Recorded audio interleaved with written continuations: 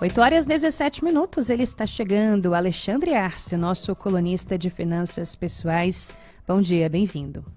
Olá, Ariane, bom dia. Vamos falar de coisa importante, pensar no longo prazo, entender um pouquinho mais esse vocabulário que muitas vezes parece a mesma coisa, mas tem uma diferença brutal e isso faz com que muitas vezes tomamos decisões incorretas e sofremos por isso. Então vamos tentar desmistificar um pouquinho sobre esse tema escolhido hoje. Muito bem, então hoje a gente conversa sobre a diferença e talvez sobre as semelhanças entre aposentadoria e independência financeira. O sonho de muita gente, se aposentar, 2, ter a tão sonhada ali, tão almejada independência financeira, já depois de anos de trabalho, podendo curtir a vida de uma forma muito mais tranquila e confortável.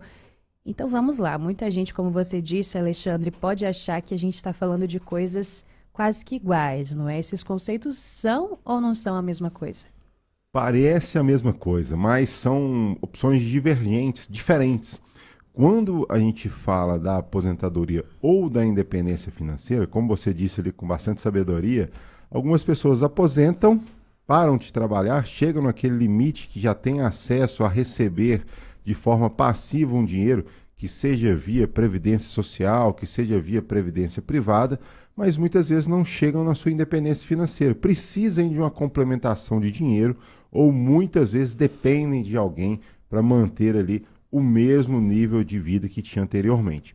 Já quando a gente fala da independência financeira, ela não necessariamente chega no momento da aposentadoria. Chega a partir do momento que o esforço físico dela de trabalho intelectual, o esforço dela para gerar dinheiro, não seja mais necessário para manter a sua qualidade de vida. É quando a renda passiva, e quando a gente fala de renda passiva, é o dinheiro criado pelo próprio dinheiro. É a rentabilidade das suas aplicações, faz com que traga um conforto, mantendo, como eu falei, a mesma qualidade de vida. Então, isso não chega no momento da aposentadoria, chega no momento que você tem uma capacidade financeira que te acoberta dessa forma. Então, muitas pessoas podem ter a independência financeira antes, efetivamente, de parar de trabalhar, ou muitas vezes, pela independência, tomar essa decisão. Muito bem, olha, a gente tem muitos ouvintes que são mais jovens e que muitas vezes não estão ali tão familiarizados com a realidade dos processos de aposentadoria porque pensam que talvez ainda seja cedo para se preocupar com isso. Então vamos tentar de alguma maneira deixar bem claro aqui o conceito, como você coloca aqui justamente no nosso roteirinho. O Alexandre, só um parênteses aqui, toda terça-feira ele faz um roteirinho tão bonitinho que ele encaminha para a gente com todos os conceitos ali que ele vai tratar e a gente já consegue ficar por dentro em detalhes dos assuntos antes e é muito bacana porque dá para a gente ter uma troca bem rica aqui no jornal para você que nos acompanha. E aí você coloca o que é a aposentadoria e explica ali justamente as duas vertentes direitinho, não é? Para quem está nos acompanhando. Isso, quando a gente fala o nome aposentadoria, anteriormente era o ápice do ser humano, né? Estou aposentado, chegou o meu momento de curtir mais intensamente. Descansar, não depender mais de acordar todo dia cedo ou todo dia ir para um ponto de trabalho. E isso era basicamente através da Previdência Social, né? O INSS, é quando o governo define. Mas tem algo muito importante que as pessoas não param para entender. Você está terceirizando isso para alguém. Então, quem vai definir esse momento não é você, é o próprio governo. A gente tem acompanhado nos últimos anos que cada vez mais fica mais distante, você tem que contribuir por mais tempo e cada vez menos é o quanto você vai receber. Então é um risco muito alto, principalmente para a juventude que está iniciando no mercado de trabalho, depender exclusivamente dessa modalidade. Em Brasília, a gente tem o funcionalismo público muito forte. O próprio funcionalismo público entendeu que tinha que mudar essa estratégia. Ele trouxe ali a opção para quem quisesse manter na estrutura antiga, principalmente para os funcionários mais antigos, mas a juventude obrigatoriamente já entra numa modelagem mais normal, que seria uma previdência privada, que é o FUNPRESP.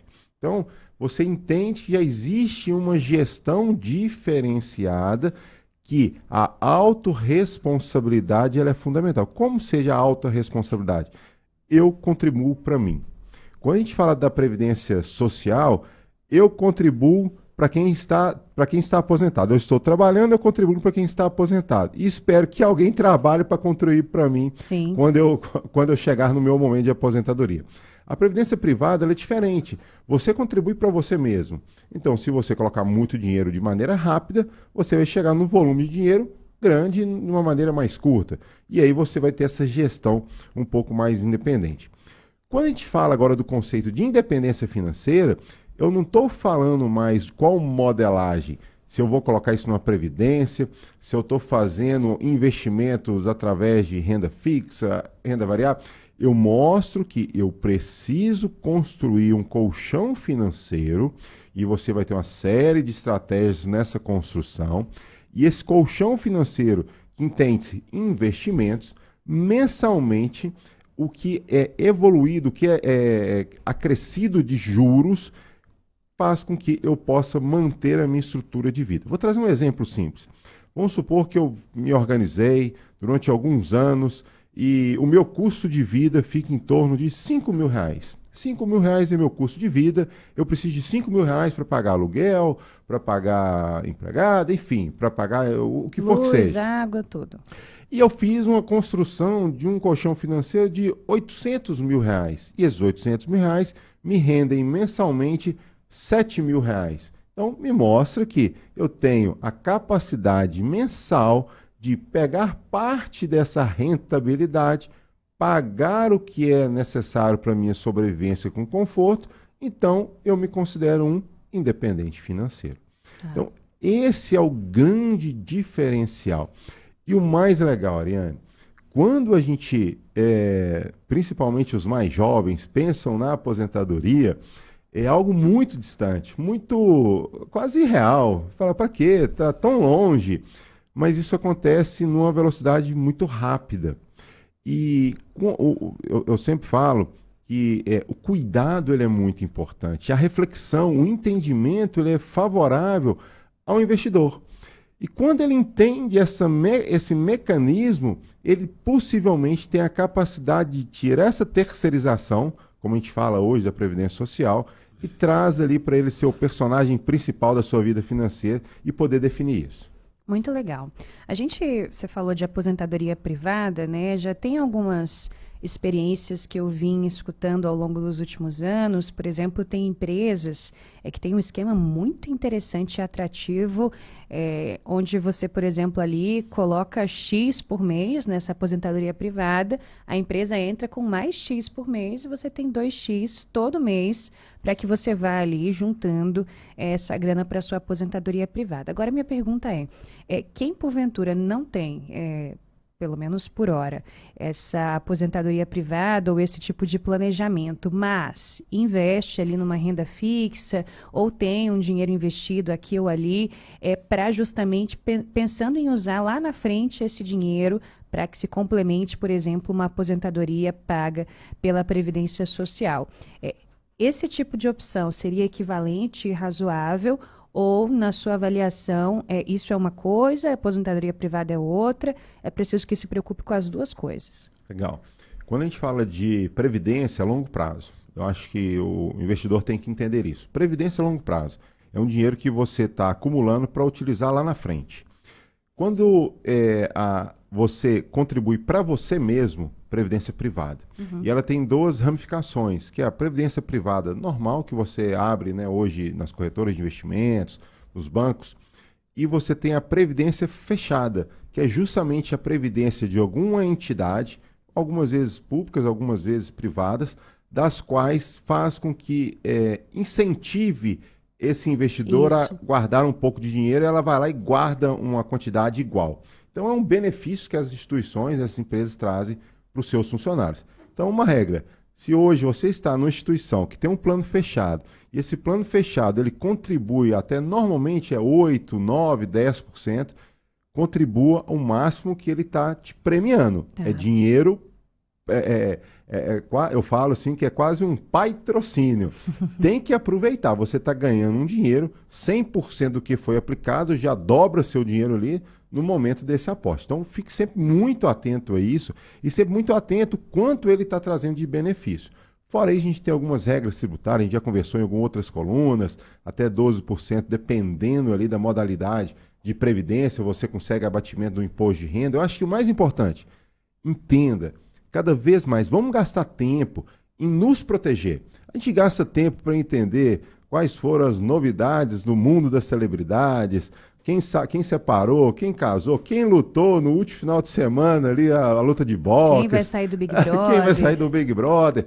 E eu não paro para olhar um pouquinho sobre a minha sobrevivência financeira e principalmente no longo prazo. Você tem toda a razão. Se a gente for colocar no papel o tempo que a gente fica no celular, por exemplo, e eu nem falo trabalhando ou lendo notícias, mas rolando ali o feed do Instagram, gastando tempo com nada, se a gente dedicasse isso para talvez fazer alguns cálculos, pensar no futuro financeiro da gente, da nossa família, certamente o ganho seria muito maior. Agora, Alexandre, vamos lá. Independência financeira é o que todo mundo quer. Você já disse que quando começar, o quanto antes. Mas como começar? Pronto. Quando a gente fala da independência, existem 3 fatores que são fundamentais. Então, quanto eu vou aportar mensalmente, diariamente, anualmente, você vai decidir. A gente fala mensal porque normalmente você tem ali recebimentos mensais e facilita esse controle ali mais próximo, né? Então, primeira coisa, aporte. Segundo, taxa de juros. O Brasil, ele é um país campeão de taxa de juros. Quando você olha países, né, próximos que tem ali uma matriz econômica controlada como o Brasil é considerado um país do rentismo, ou seja, que a rentabilidade dos investimentos é muito boa. Então, a gente tem esse patamar super favorável. E o terceiro é algo que a gente não compra, é algo que a gente não altera, é algo que a gente não troca, chama-se tempo. É o mais importante desse tripé. Então, quanto antes eu entender essa importância, eu tenho mais tempo. Quanto mais tempo eu tenho, menos eu tenho que aportar. Ou mais eu vou gerar ao final desse período. Então, por que eu sempre rebato o tempo inteiro tentando buscar essa reflexão? Nossos ouvintes possivelmente já está com um patrimônio pré-formado, mas tem uma geração que está vindo aí, que tem essa oportunidade de escutar, de dialogar, de conversar, de sentar à mesa em muitos momentos e falar: vamos começar hoje? Vamos começar pequeno, vamos começar com R$20, R$50 mês, R$10 mês, e ele vai ver como é importante deixar o dinheiro fazer o seu trabalho e como isso, no longo prazo, vai fazer uma diferença importantíssima. Não só para ele, para todo o ecossistema do mundo, porque vai ter um equilíbrio financeiro muito melhor e a gente vai deixar muitas vezes de ver esse desequilíbrio social que a gente, infelizmente, vê muito em Brasília. Agora, 8h30, esta é a coluna Finanças Pessoais, toda terça-feira, a partir das 8h10 da manhã. A gente conversa ao vivo com o Alexandre Arce, nosso especialista em finanças, colunista, que ajuda a gente a tentar organizar a nossa vida financeira, entender o cenário econômico brasileiro, mundial. Tudo isso você se liga aqui na Nova Brasil FM, mais moderna, mais brasileira, toda terça-feira. E aí, Alexandre, você coloca aqui um ponto questionando qual o seu número, que é muito importante, que é o autoconhecimento também, não é? Conhecer a sua realidade, o seu contexto, para que você, de fato, faça uma projeção que faça sentido. Eu vou tocar num assunto e já fiquei um pouco preocupado, falar do seu casamento novamente, acho que vai ser feito no estádio para todos os ouvintes. Lá no Mané Garrincha. Isso, perfeito. Eu tenho certeza, se logo no início da adolescência, chegar para você, chegar para, né, grande parte das mulheres, falar assim: quantos anos você quer casar? Ou principalmente, quantos filhos você quer? É um número que ele brilha na cabeça, é algo que você já tem ali previsionado, né? Para os homens, algumas, com quantos anos você quer tirar sua carteira? Então, você consegue descrever e aproximar o que você espera conquistar em algum momento. Por isso eu falo: qual é seu número, querido ouvinte? Qual o número? O número de quantidade de dinheiro, ou seja, de investimento, que você espera ter com quantos anos? Ninguém, vou corrigir, pouquíssimas pessoas fazem isso.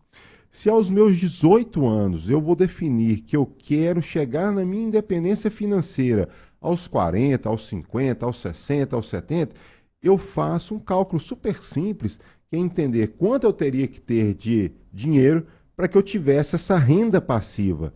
E esse número, quanto mais construído, planejado, mais acessível ele se torna. Porque o que acontece normalmente? As pessoas só vão conversar sobre a aposentadoria no final da sua história de trabalho, quando está cansada, quando está já um pouco mais irritada, um pouco mais impaciente, fala, estou doido para parar de trabalhar. Mas qual que é o seu número? Você parou para analisar? Se você tivesse feito isso há 30 anos atrás, possivelmente você já tivesse conquistado ou estivesse próximo a conquistar. Então, acho que é uma reflexão. Quem está indo ao trabalho, que deixando as crianças na escola, voltando, né, da academia, para analisar. Senta. Isso é um número individual. Né? Logicamente, para, né, famílias, dá para fazer um número em conjunto ali, né, pai, mãe, enfim, responsáveis. Mas para o filho, para o adolescente, para você entender qual é o meu número e ele se torna ali uma meta a ser alcançada que vai te favorecer fortemente o seu equilíbrio financeiro, liberdade de vida. Muito bem. Bom, e para a gente caminhar aqui para o fim dessa conversa, hoje qual que é o contexto, né? Muita gente pode estar nos ouvindo e pensando, vou começar, tenho que começar. Outros tantos já estão ali no caminho rumo a essa independência financeira e se sentem incentivados a seguir trilhando aí esse caminho que certamente vai trazer bons frutos. Agora, se a gente olhar para o cenário nacional hoje, qual que é? A gente tem mais pessoas preocupadas e já colocando em prática medidas diversas para que elas alcancem esse patamar, ou pessoas que estão aí despreocupadas, pensando em outras coisas e que lá na frente podem ser surpreendidas negativamente? A gente acabou de voltar aí de um feriado super reconhecido e curtido pelo brasileiro, que é o Carnaval. E a preocupação de todo mundo aí em citar qual vai ser a minha próxima viagem, como eu vou me divertir. Esquece desse patamar. Então eu vou trazer um número aqui assustador, porque quando a gente fala que somente 1%, 1% da população brasileira chega à sua independência financeira, é um número altamente desconfortável para todo o ecossistema. E quando a gente olha para o outro lado do endividamento, a gente tem mais de 70% da população brasileira com endividamento. Então, cada vez mais esse tema tem que ser discutido. O endividamento, ele traz estresse, ele traz separação, ele traz mau humor, ele traz, né, falta ao trabalho, porque o corpo sente. E quando eu tenho ao contrário, a minha independência financeira, não estou falando que eu quero parar de trabalhar. Eu incentivo a trazer dentro de casa os meus filhos, né, incentivo a eles a ter um número e chegar na independência financeira com juventude. Quando eu falo de juventude, aos 40, 40 e poucos anos, não estou incentivando parar de trabalhar, mas cada vez mais fazer o que ele ama, não só pelo dinheiro, mas pelas suas realizações. Então, tenha você também o seu número, chegue você também na sua independência financeira, que não é se tornar um milionário, é fazer com que o dinheiro trabalhe para si próprio e você não tenha mais necessidade do seu esforço físico para gerar essa renda. Muito bom, e a gente tem uma dica aqui, viu? Se você quiser descobrir qual que é o seu número, você pode acessar capitalinvestimento.com.br e simular quanto você vai precisar aportar, em quanto tempo você vai alcançar o seu número. Muitas vezes a gente não é muito familiarizado com contas, nem tem muita paciência de fazer ali alguns tipos de cálculos, mas dá para fazer na internet e fica aqui essa dica para você que está nos acompanhando. Muito boa a conversa de hoje, como sempre, Alexandre. Valeu, até semana que vem. Eu que agradeço e que essa reflexão seja colocada na mesa todos os dias, para que ao final a gente traga sempre muita cor para o seu dinheiro.